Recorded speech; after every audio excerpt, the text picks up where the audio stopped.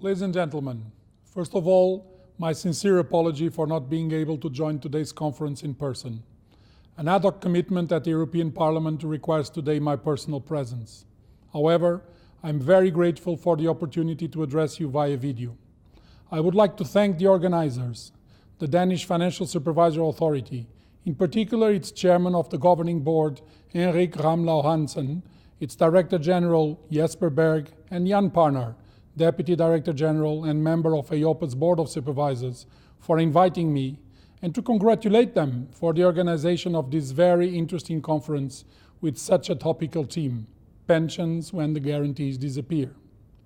Let me start my address by referring to EIOPA's approach towards the regulatory framework of private pension savings in the European Union. Private pension systems differ quite a lot in the European Union, with different levels of maturity and relevance of second pillar occupational pensions and third pillar personal pensions. This has been heavily influenced by the developments in the first pillar social security systems, the different political choices on the social and labor laws, and the evolutions of the regulatory environment.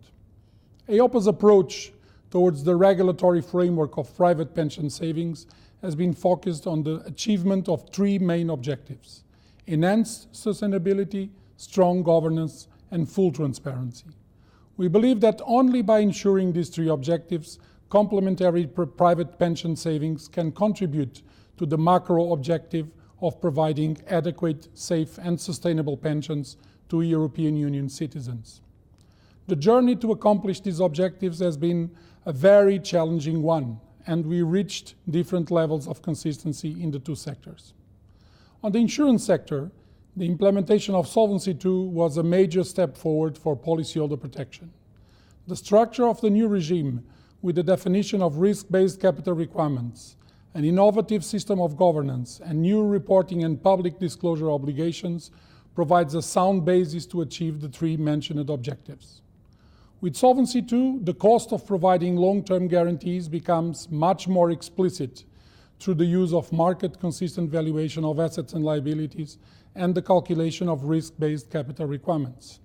Nevertheless, a number of adjustments were introduced in Solvency II to deal with the potential short-term volatility induced in own funds. EIOPA is monitoring the effects of the implementation of the long-term guarantee measures on the insurance market and on consumers, and published the first report at the end of 2016. Further annual reports are going to be published, contributing to the review of the regime in 2021. Furthermore, the implementation of the new Insurance Distribution Directive will enhance transparency and the governance of products. On the occupational pension sector, the EIOPA directive focused mainly on governance and transparency requirements, maintaining the high-level principles of the solvency framework of the previous directive. Consequently, the valuation methods used are country-specific. So, not surprisingly, when in the context of the 2015 pension fund stress test, EIOPA used market-consistent valuation methods, the conclusion was that, on average, national regimes value pension liabilities 20% lower than the correspondent market value. In this context, EIOPA issued in April 2016 an opinion recommending the adoption in the European Pension Funds Regulation of a common framework for risk assessment and transparency. This common framework is based on a market-consistent balance sheet and on a standardized risk assessment built on common predefined stress scenarios. Transparency would be increased by the public disclosure of the main outcomes, accompanied by appropriate explanation. EIOPA's recommendations would trigger a dialogue on the long-term sustainability of occupational pension promises and encourage timely adjustments, contributing to the protection of pension scheme members and beneficiaries and to a fair distribution of shortfalls between generations. We encourage national regulators and supervisors to use this common framework in their implementation of EIOPA. Let me now move to my second point on the PEP and the challenges of non-guaranteed products. While the private pension systems differ significantly in the European Union, there are tendencies and challenges that are common. One of these realities is the move from guaranteed to non-guaranteed benefits.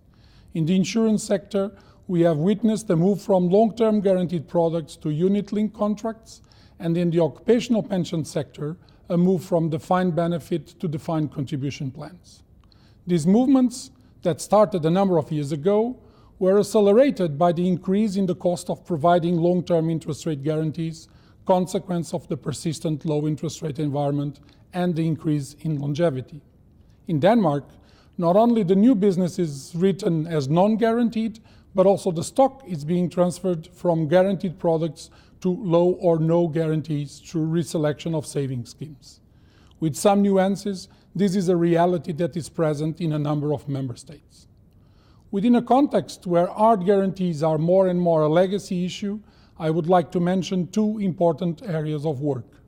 First, the creation of a pan-European personal pension product, the PEP, a safe, transparent and cost-effective personal savings product. Second, the review of the consumer protection framework applicable to non-guaranteed private saving products. On the PEP, in the area of long-term retirement savings, it is evident that the European Union internal market is far from delivering its full potential. There is a huge fragmentation of products available to consumers, and consumer protection rules are very different in the various European Union member states. This fragmentation is a serious obstacle to cross-border business, increases the costs, reduces the average return for savers, and ultimately undermines consumer confidence in private pension provision. EIOPA considers the development of a pan-European personal pension product as a top priority. In order to allow a long-term investment horizon, the PEP should envisage minimum holding periods to mitigate the surrender risk.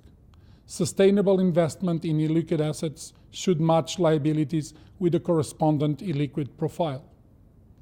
I strongly believe that the PEP should allow pure individual defined contribution schemes, but also collective profit-sharing products. While pure individual defined contribution schemes can be designed to adjust investment risk throughout the life of the contract, applying life cycle strategies and thus reducing risk for members, the development of collective profit-sharing products could allow the pooling of investments with the smoothing of returns across members of the pool so that all members benefit from average long-term returns of the fund and are protected from extremely negative outcomes in stressed market situations. Provided that by design, these collective profit-sharing products avoid the exposure to short-term market volatility, we should explore to what extent the regulatory treatment in Solvency II could be aligned to the risks effectively incurred, resulting possibly in lower capital requirements than fully guaranteed products.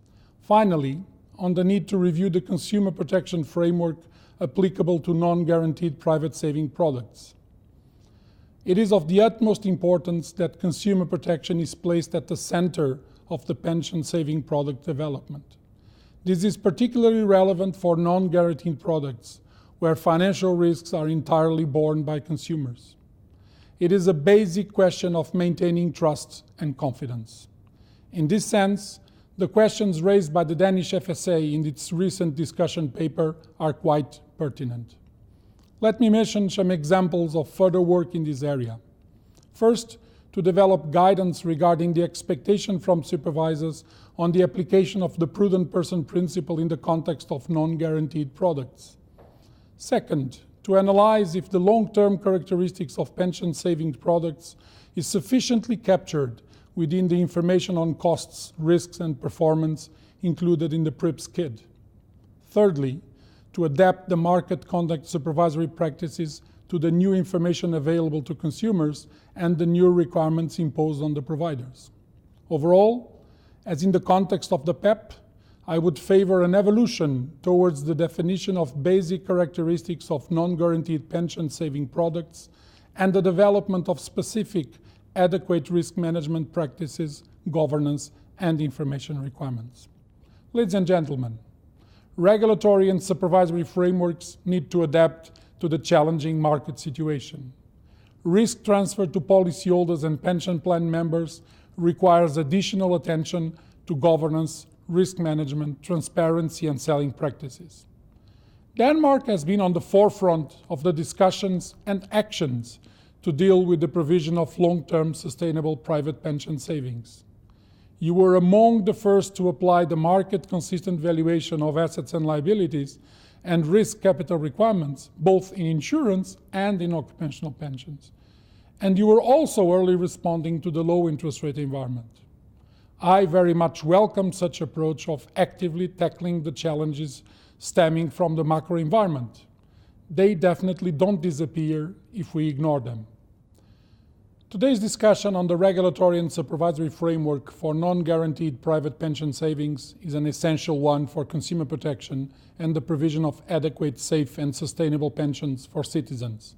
I very much welcome the initiative of the Danish FSA, and I'm hugely interested in the conclusions of this debate. Denmark can again lead the way to a robust and sustainable private pension system. Europe should learn from you. Thank you for your attention.